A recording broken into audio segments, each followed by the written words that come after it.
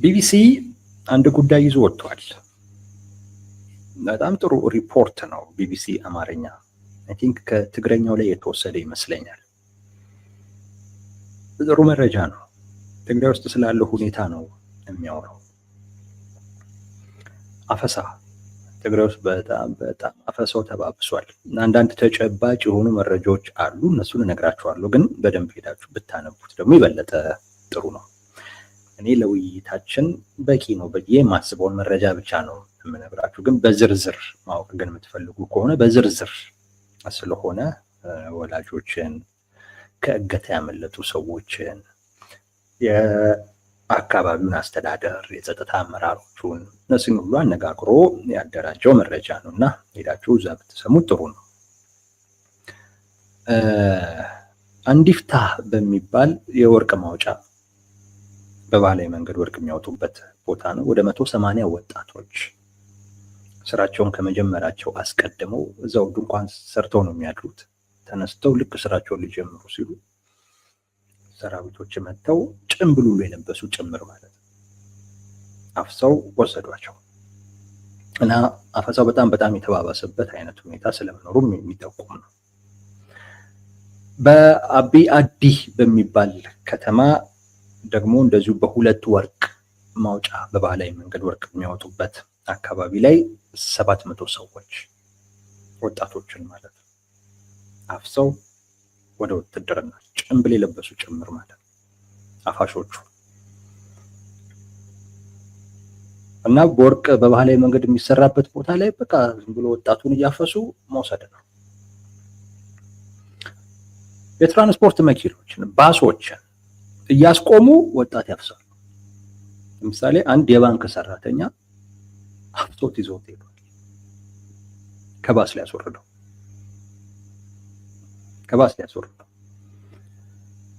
በአድዋ እና መቀሌ መስመር ላይ ደግሞ 16 ወጣቶችን እንዲሁ ከመኪና ላይ ያስወርደው አፍሰው ወስዷቸው። ይሄ የምነግራችሁ ነገር ግንቦት ውስጥ የሆነ ነው፣ ቅርብ ጊዜ ማለት ነው። ውቅሮ ከተማ ላይ ወደ 50 እናቶችን ለአንድ ሳምንት አስረዋቸዋል። 50 እናቶችን ልጆቻችሁን ባሎቻችሁን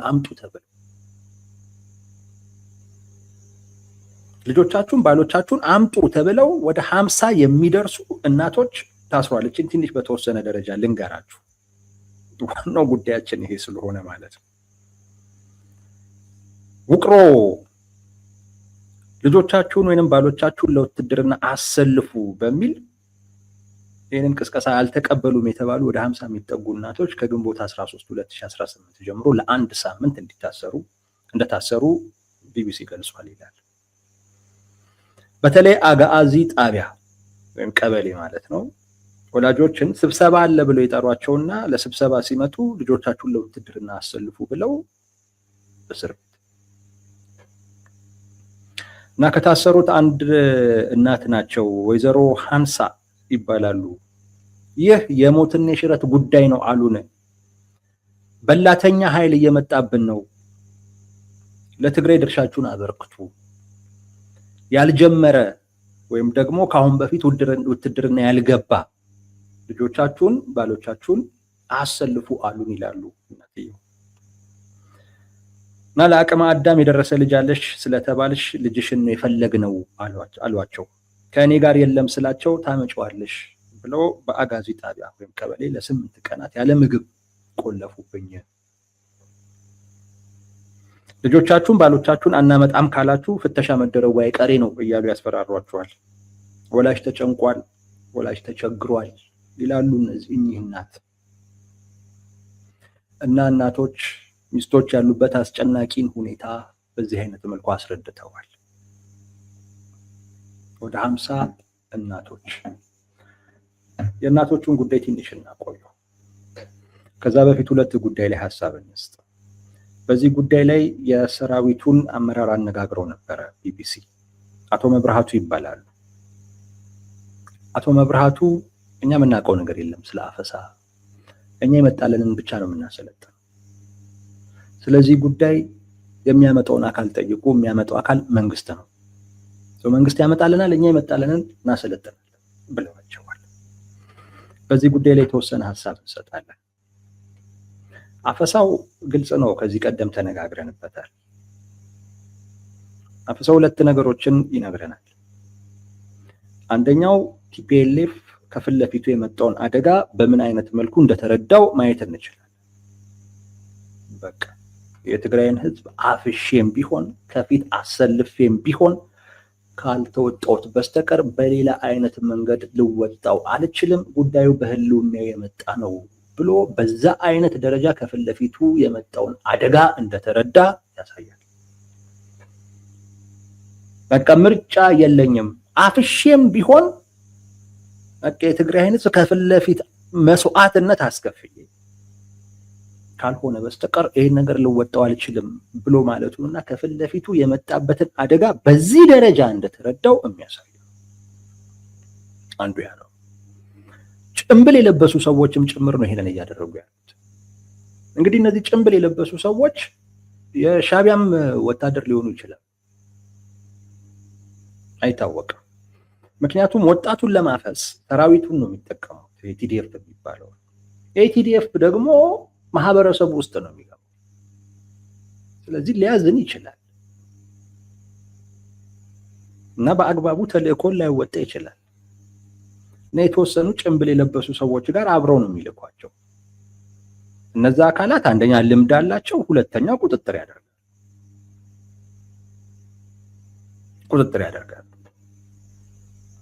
እንዳይታዩ ህዝቡ ሌላ አይነት መልእክት እንዳይወስድ ግን ጭምብል አድርገው ነው የሚመጡት። እኔ ጠረጥራለሁ የሻቢያ ወታደር ነው፣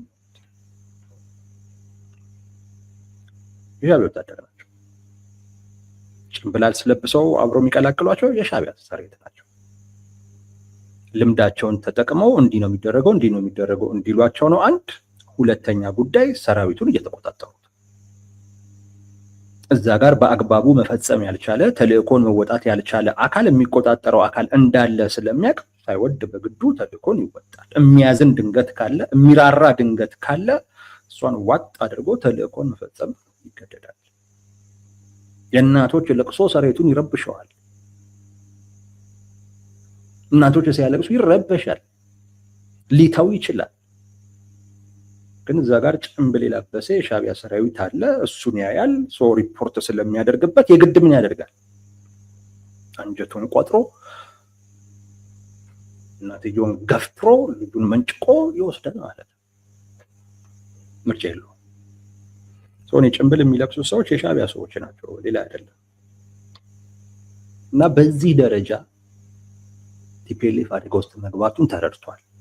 ይህን ካላደረኩኝ አልወጣውም የሚል አይነት እና አደጋውን መረዳቱ ከፊት ለፊቱ ያለውን አደጋ የተረዳበትን መጠን የሚናገር ነው። አንድ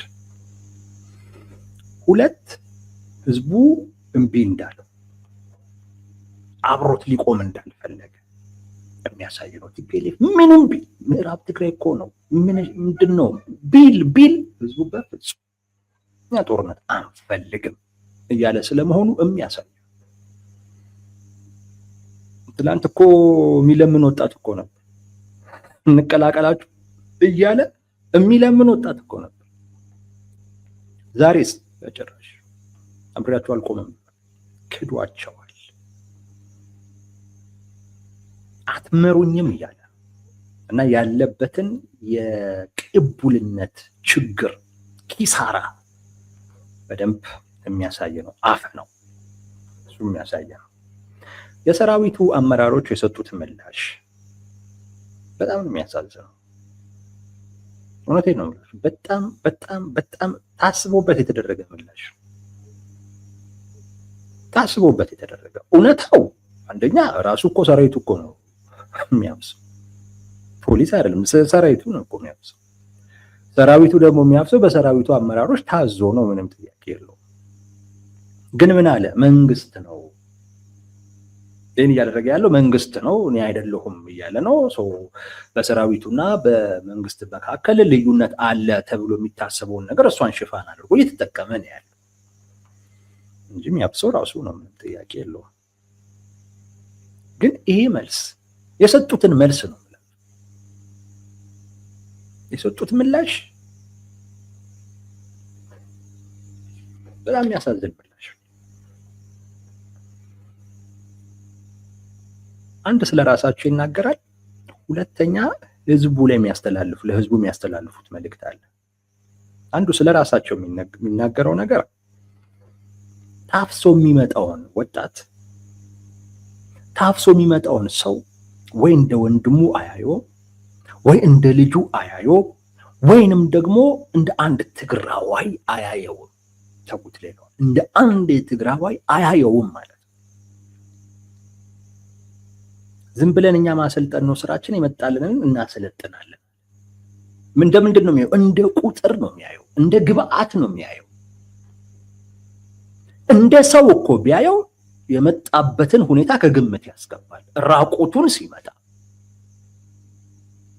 ልጁ ፍርሃት ብሎት እኔ ፈቃደኛ አለመሆኑን የሚያሳይ አይነት ጌስቸር እሱን ሲያይ እንዴት ነው የምታመጧቸው ብሎ እኮ ይጠይቃል። እነሱ እንዳሉት አምጩ እንኳን መንግስት ቢሆን አምጩ መንግስት ቢሆን እነሱ የመጣላቸውን የሚያሰለጥኑ ቢሆን ዝም ብሎ ስለመጣልህ ብቻ አታሰለጥን። የመጣበትን ሁኔታ አይተህ ትጠይቃለህ። ይሄ እንዴት ነው እያመጣችኋቸው ያላችሁት? ለምንድን ነው ራቆቱን የሆነው? ስልኩስ ለምንድን ነው የሚያመልጡት? ለምንድን ነው የሚሸሹት? ከመኪና ላይ እኮ እየዘለሉ ይወርዳሉ። የቢቢሲን ዘገባ ሄዱና አንብቡት። ሳምንቱ ነው አንዱ ልጅ እስካሁን ድረስ አልነቃም። ኮማ ውስጥ ጭንቅላቱ ተመቱ። አልነቃም፣ በቃ ኮማ ውስጥ ነው። የሰራዊቱ አመራር እነዚህ ልጆች የሚመጡበትን መንገድ የማይጠይቀው እንደ ራሱ ወገን ስለማያያቸው ነው። እንደ ራሱ ወገን የሚያያቸው ቢሆን እነሱ ባሉበት መንገድ ነው የምላቸው። እንግዲህ አሁን እነሱ መለያየታቸው ነው። እኛ አናውቅም፣ መንግስት ነው የሚያመጣው፣ እኛ ማሰልጠን ነው እያሉ ነው አይደለም። እነሱ ባሉት መንገድ የመጣው እኮ ወገንህ ነው። ወገንህ የመጣበትን መንገድ አይተህ እነዚህ ሰዎች ፈቃደኛ አይመስሉም። ለምንድን ነው ራቁቱን የሆነው? ለምንድን ነው ባዶ እግሩን የሆነው? ለምንድን ነው የተደበደበው? ከመጡስ በኋላ ለምንድን ነው የሚጠፉት? ምንድን አይነት ፊት ነው እያሳየን ያለው? ፍላጎት እኮ የለውም። እንዴት ነው የምታመጧቸው ብለው አልጠየቁም። ለምን? አንደኛ እውነታው ራሳቸው አፍሱ ስለሚያመጡ እውነታው ግን እነሱ ባሉት መንገድ እንኳን ቢሆን እኛ የመጣልንን ብቻ ነው የምናሰለጥነው አይባልም። የመጣልንን ብቻ እንዴት ታሰለጥናለህ? ወገንህ እኮ ነው አይደለም እንዴ? እስር ቤት ያለ አካል ራሱ ተዉትና እስር ቤት እንኳን አሳሪክ አንተን ይዞት የሚመጣበት መንገድ በደንብ መታየት አለበት። ምን አድርገዋል? ምን ሆኖ እንደ ጭቀየው? ምን ሆኖ የደማው? አሳሪ እንኳን ዝም ብሎ አይቀበልም። ሰብአዊነት ያለው አካል እንደዛ አይቀበልም። እንኳን ለውትድርና ለስልጠና፣ ለዚሁም ደግሞ ህልውናችንን ለመታደግ ምናምን ብለህ ለምትመጻደቅበት ማለት ነው። አንተ በምትለው መንገድ ዝም ብለህ ማሰልጠን አይደለም ስራህ የሚሆነው። አንደኛ ማሰልጠን ያለበት ፈቃደኛ የሆነ አካል ነው። ሁለተኛ ጉዳይ የመጣበት መንገድ ራሱ ትኩረትህን ሊወስዶ ይገባል። እና እንግዲህ ያመጣል የሚባለውን አካል ነው አመጣጣችሁ ልክ አይደለም። እንደዚህ አይነት አካል እንዴት እናሰለጥናለን? አሰልጥነን ምን ልናደርግ ይባላል? ወገን እንደዛ ይላል። ሰብአዊነት የሚሰማው አካል እንደዛ ይላል። አንዳንዴ እንደውም እኮ አልቀበልህም ሁሉ ይባላል። አልቀበልም፣ እኔ በዚህ ጉዳይ ኃላፊነት ሁሉ አልወስድም ይባላል። የመጣበት አይነት ሁኔታ ታይቶ ማለት ነው። እስር ቤት ነው የምላችሁ። ተዳክሞ ምናምን ከሆነ ሊባልም ይችላል። ከኃላፊነት ማኳያ ነው እንደዚህ አይነት ሰዎችንማ አንቀበልም ይባላል። ምክንያቱም ቢያመልጥስ ልጠብሰው ነው። አሁን እነሱ አሁን እኛ የምናውቀው ነገር የለም፣ የሚያመጣው መንግስት ነው። እኛ ስራችን ማሰልጠን ነው። ራቁቱን የመጣን የራስን ወገን ለምንድን ነው ራቁቱን የመጣው ብለህ እንዴት አትጠይቅም? ተፈንክቶ የመጣን የራስን ወገን ምን ሆኖ የተፈነከተው ብለህ እንዴት አትጠይቅም? እኔ የመጣልኝ ብቻ ነው ማሰለጠነው። እንደ ቁጥር ነው የሚያዩ፣ እንደ ግብአት ነው የሚያዩ። ለዛ ነው ስለ አመጣጥ ግድም አይሰጣቸው። ይህን መልስ ብሎ መለሱ። አይገርም? አንዱ ይሄ ነው። ስለ ራሳቸው የነገራቸው የአዋፋሽ ስለሆኑ ነው። ሁለተኛው ለህብረተሰቡ መልእክት እያስተላለፉ ምርጫ የለህም። በትግራይ ህዝብ ውስጥ ሰራዊቱና እነ ዶክተር ደብረጽዮንን በተወሰነ ደረጃ ለይቶ የማየት ነገር አለ። አሁን ትንሽ የአመለካከት በጣም እየቀነሰ ቢመጣ፣ በፊት ላይ ግን እንደዛ የማየት ነገር ነበር። ሰራዊቱ ምን እያለ ነው? አሁን ዋስትና የላችሁም የሚሏችሁም ብቻ ዝም ብላችሁ አድርጉ፣ በቃ እኛም ዋስትና እንሰጣችሁ እያሏቸው ነው። ለህዝቡ መልእክት ያስተላለፉ ነው። ምላሻቸው ያንን የሚያሳየ ነው። የእናቶቹን ጉዳይ ነው። ተቃውሞ ነው ያለው። ያነበብኩላችሁ ግን መታሰራቸው ለምን ተቃውሞ አለው? 50 ሰው ዝም ብለህ አታስርም። ከአንድ አካባቢ ላይ 50 እናቶች ልጆቻችሁን ወይም ባሎቻችሁን አምጡ ብለው አሰሩ ማለት ምን አለ ማለት ነው? ለዚያውም ለሳምንት አንሰጥም የሚል ተቃውሞ አለ ማለት ነው። 50 ተቃውሞ አለ ማለት ነው። አደባባይ ወጥተው መፈክር ይዘው ልጆቻችንን አንሰጥም ምናምን እሱን እንዳትጠብቁ፣ እሱን አይደለም እያሉ ግን እነዚህ 50 ሰዎች 50 የታሰሩት ናቸው። ለዚያውም ለሳምንት ነው የታሰሩት። ልጆቻችንን ባሎቻችንን አንሰጥም የሚል መግባባት አለ ማለት ነው። አካባቢ ታዲስ ተቃውሞ መግባባት አለ። ለዛ ነው 50 አንድ አይደለም 2 አይደለም። ያልታሰሩትን ከግምት አስገቡ። የታሰሩት ብቻ 50። ያ ማለት መግባባት አለ። ልጆቻችንን አንሰጥ፣ ባሎቻችንን አንሰጥ፣ ይበቃናል ብለዋል። ይሄ ተቃውሞ ነው።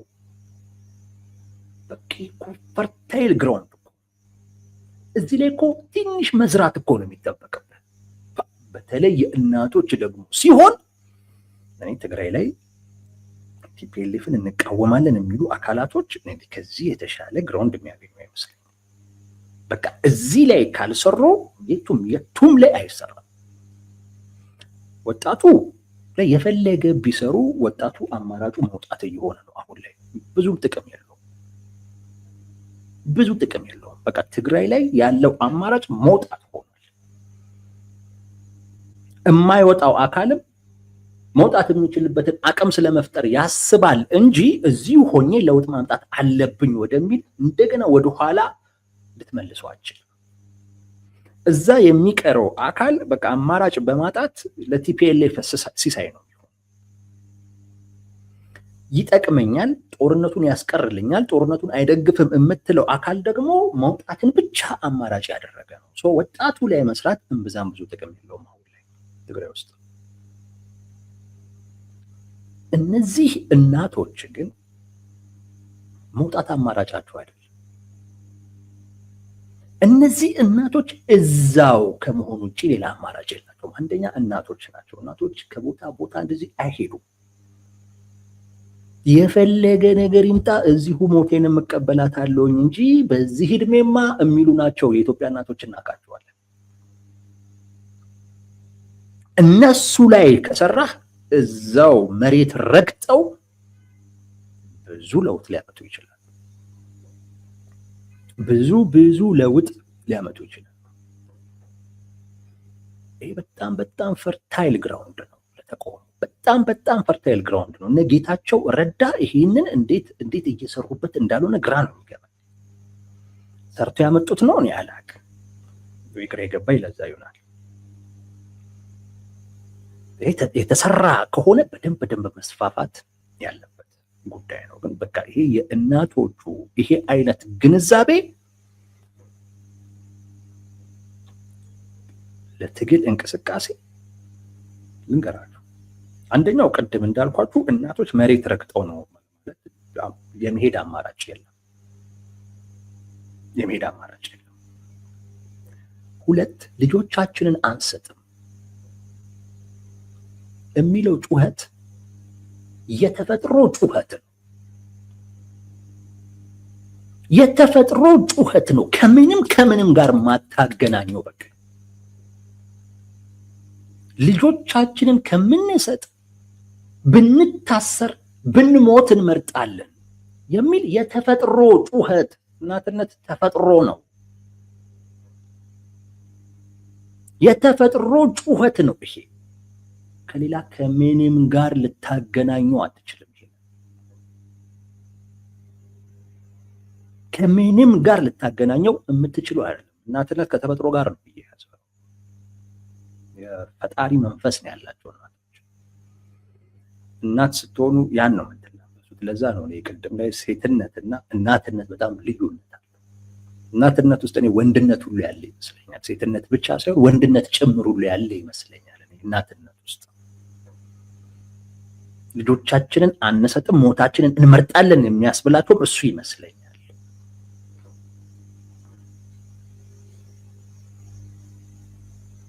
በልጆቻቸው ነው የመጣው።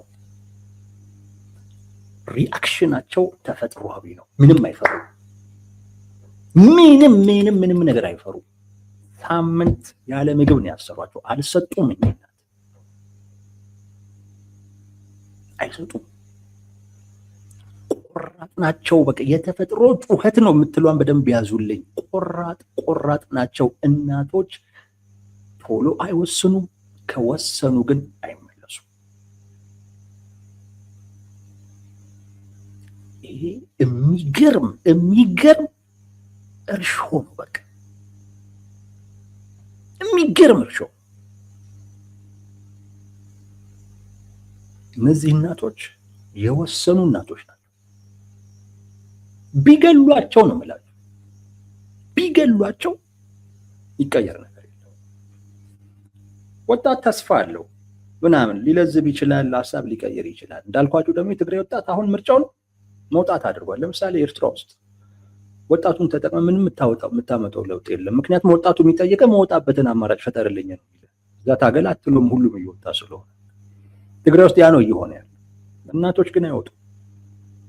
ይሄ ደግሞ በቃ የመጨረሻው የተፈጥሮ ጩኸት ነው። ከሌላ ከምንም ጋር ከፖለቲካ ጋር ታያይዙ። አሁን እኚህን እናት የካሃዲው አባል ማለት አይቻልም። አዲስ አበባ ላይ ያለው ከብልጽግና ጋር የሚሰራው አካል ከሱ ጋር እየሰሩ ነው ማለት አትችልም። እኚህን እናት ለምን እንዴት ትችላለህ? እናትነትን ለዚያውም በልጅ መተህ እንዴት ይሄን ከፖለቲካ ጋር ልታያይዘው ትችላለህ? ወጣት ቢሆን እንደዛ ታያይዘዋል። እናትን እና ከእናትነት ጋር የመነጨን ደግሞ ጥያቄ እምቢታ በፍጹም ከፖለቲካ ጋር ልታያይዘው አትችልም።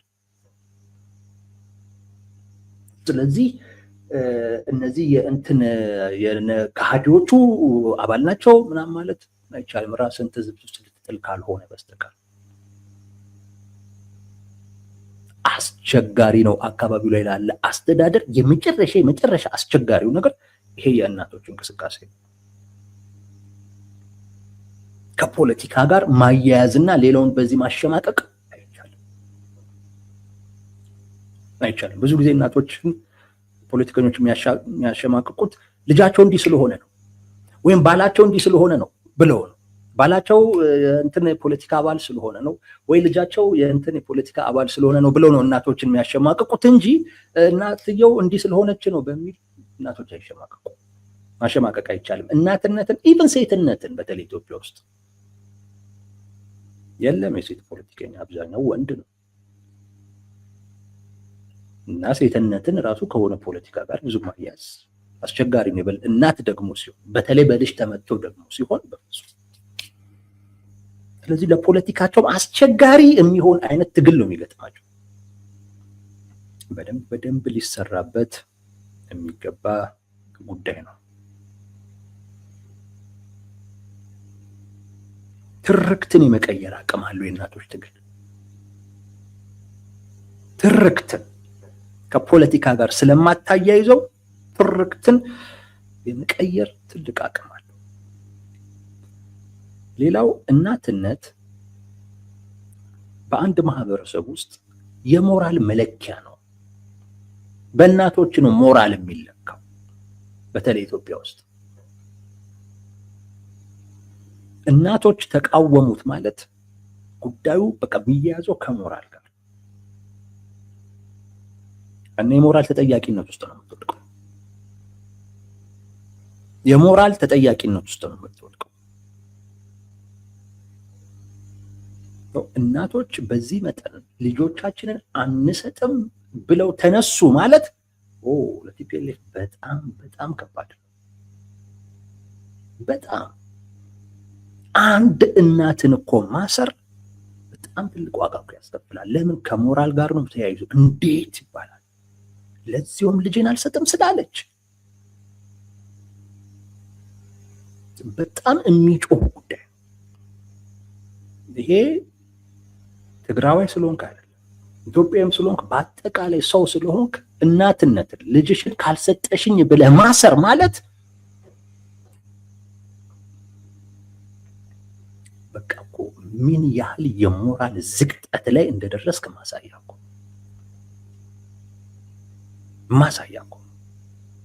ለዚያው ያልሰጠሽውን ልጅ አምጪ እኮ ነው እየተባለ። አይገርምም? እኚህ እናቶች እኮ እየተጠየቁ እኮ ያሉት ከዚህ ቀደም እኮ ሰጥተዋል። ከዚህ ቀደም ሰጥተዋል እኮ።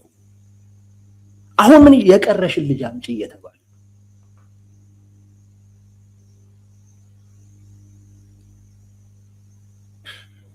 ምን አይነት ይህ መረገም ካልሆነ ሌላ ነገር ሊሆን አይችልም። የቀረሽንም ልጅ አምጪ። ምን ልታደርጉት? ወደ ጦርነት ሊሄድ ከዚህ ቀደም ሌላ ልጅ ሰጥተው ወይ ያ ልጅ አልተመለሰም ወይ አካል ጉዳተኛ ሆኖ እንግዲህ እዛው የቤተሰብ ሸክም ሆኖ ሊሆን ይችላል፣ ወይ ደብዘው ጠፍቶ የት እንዳለ ያውቁ ይሆናል። አሁን መተው የቀረሽን ልጅ አምጪ ያሏት እናት፣ የቀረሽን ልጅ አምጪ ያሏት። እኔ ልጅን አልሰጥም አለች እናት። ሳምንት አሰባት። የቀረኝ ትረፍልኝ ስላለች፣ ቢያንስ እሱ እንኳን ይኑርልኝ ስላለች። ይህ ጭካኔ አይደለም። ይህ ጭካኔ አይደለም። ይህ የመጨረሻ ብልግና እኮ ነው። በቃ የቀረሽን ልጅ አምጪ።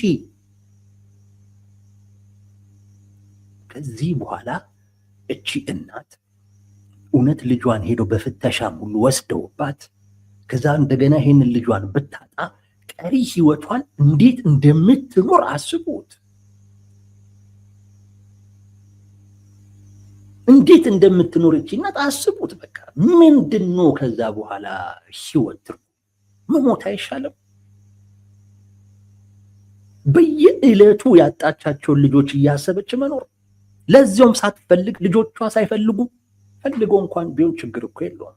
አይ ማን ፈልጋለን እኛ እንሂድ ብለው እንኳን ቢሆን እሷ ራሷ ይሄማ በእያንዳንዳችን የመጣ ነው፣ ዝም ብላችሁ ብትቀመጡ ራሳችሁ ድረስ መጥቶ ሞት መውሰዱ ስለማይቀር ሂዱ ተጋፈጡት ብላ ቢሆን እሺ።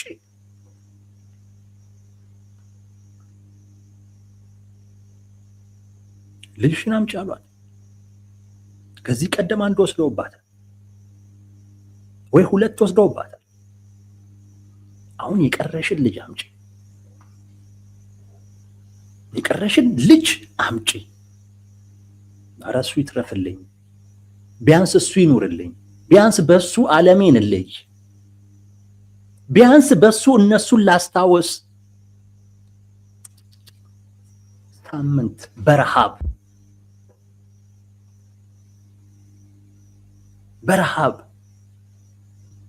ባይኖርስ ቢቀር ይሄንን ነው የደብረ ጽዮን ምክትል ይሄንን ጉዳይ ነው የህልውና ጉዳይ የሚለው። ለዚች እናት የህልውና ጉዳይ የቀራትን ልጅ መስጠት እኮ ነው፣ የቀራትን ልጅ መነጠቅ እኮ ነው። በቃ ከህልውናን እኮ የሚያጠፋው ምንድነው? ከዚህ ውጪ ምን አይነት ህልውና?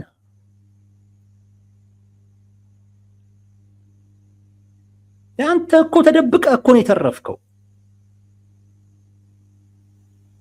ይገርሙኛል እኮ እንደ ጀግና እኮ ሲሆኑ ተደብቆ እኮ የተረፈ እኮ ነው። እያንዳንዱ ሸክም እኮ የነበረ እኮ ነው በወቅቱ። ከሬሳ እኩል ተሸክመውት እኮ ነበር ሲዞሩት እኮ የነበረው። አሁን ይሄ አመራር ነኝ የሚለው ሲደነፋ የምታዩት የሬሳ ያህል የሚከብድ ሸክም ነበር ለወጣቱ። በዛ አይነት መንገድ ያገኘውን ሁለተኛ እድል አንዲትን እናት የቀረሽን ልጅ ካላመጣሽ ብለው ሳምንት ታሰሯት፣ ለዚያውም ያለ ምግብ። ነገ ደግሞ ሄደው ፈትሸው የቀራትን ልጅ የቀራትን ዓለሟን ከዚህ ቀደም ያጣቻቸውን ልጆቿን የምታስታውስበትን የህይወቷን ትርጉም ሊነጥቋት፣ ከዛ ምን ሊሏት? ለህልውናችን ነው ሊሏት። የዚችን እናት ህልውና አጥፍተው የራሳቸውን ህልውና ሊያስቀጥሉ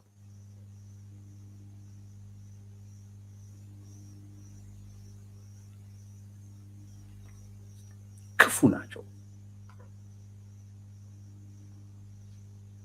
ክፉ ነው። ይሄ ክፋት ነው፣ ሌላ አይደለም። ምንድነው ይሄ ለትግራይ ህዝብ?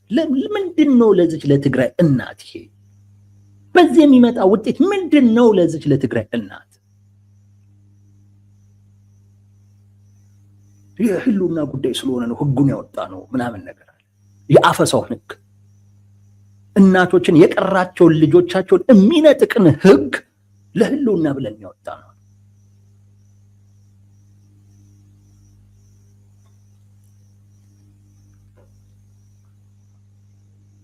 እናቶች እውነቴን መቃወም አለባቸው። በእርግጥ ማንም ሳይላቸው አንሰጥም እያሉ የቀረንን ልጅ አንሰጥም ቢያንስ ይትረፍልን እያሉ ነው። አይሰጡም።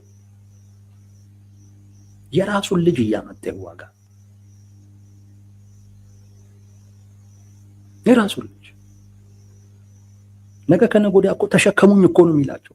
የተረፉትን ተሸከሙኝ፣ ከቦታ ቦታ እሱን ተሸክመው መዞር እኮ ነው ስራቸው።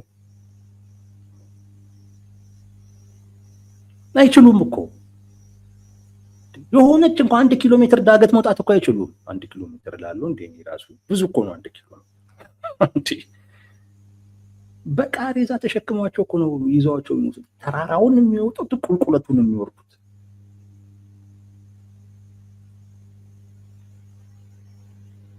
እነሱ የሚሸከማቸውን እና ሞቶላቸው የነሱን ህልውና ለማትረፍ የትግራይ እናት የቀራትን ልጅ የመስጠት ግዴታ ውስጥ ገብታለች። ባካችሁ ይሄን ልጄን እንኳን አትርፉልኝ እንኳን ስትል 10 ሳምንት ያለ ምግብ ይቀጧታል። ይሄ ፖለቲካ አይደለም። ይሄ ፖለቲካ አይደለም።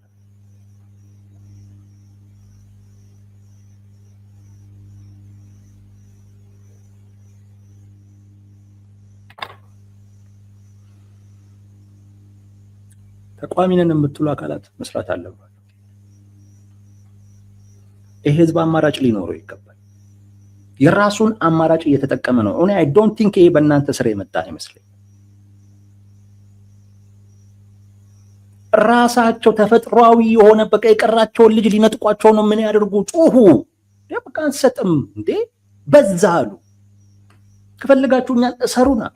ከፈልጋችሁኛል ግደሉን አሉ። በዛ የሰጠነው በዛ አሉ።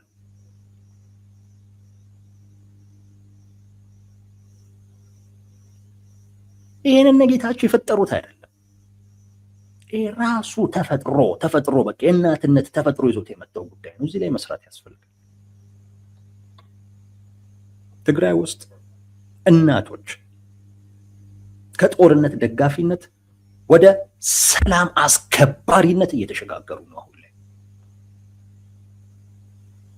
ቲፒኤልኤፍ የትግራይን ህዝብ ልብ ይዞት የነበረው በእናቶች ነበር።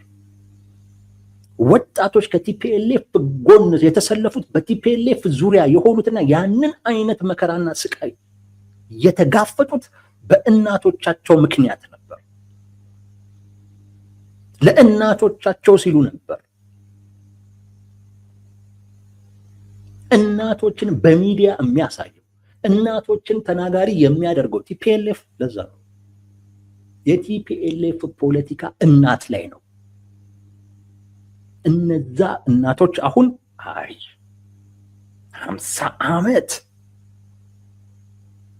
50 ዓመት ልጅ እየገበርን እናንተን አናኖርም አሉ። በቃ አረ መታገዝ አለባቸው። እውነቴን ነው የምላችሁ። እንደ አረ ይብቃቸው። ዛሬ ምን የታባቱ ህልውና ጥንቅር ብሎ ይቅርብህ። አንዲትን እናት ብቸኛ ልጇን ነጥቀህ የምታስጠብቀው ህልውና አንተ የሰው ህልውና እያጠፋ የራስህን ህልውና ልታስቀጥል እንዴት ነው የምታስብ? መታገዝ አለባቸው። ልጆቻችንን አንሰጥም እያሉ ያሉት እናቶች አንድ የቀሩንን ልጆች አንሰጥም ቢያንስ እነሱ ይትረፉልን እያሉ ያሉ እናቶች ሊታገዙ ይገባል። በጣም ድምፅ ሊቆንላቸው ይገባል። በጣም ከጎናቸው ልንቆም ይገባል። ለዚህ ካልቆምን ለምንም አንቆምም። ይህ ፖለቲካ አይደለም።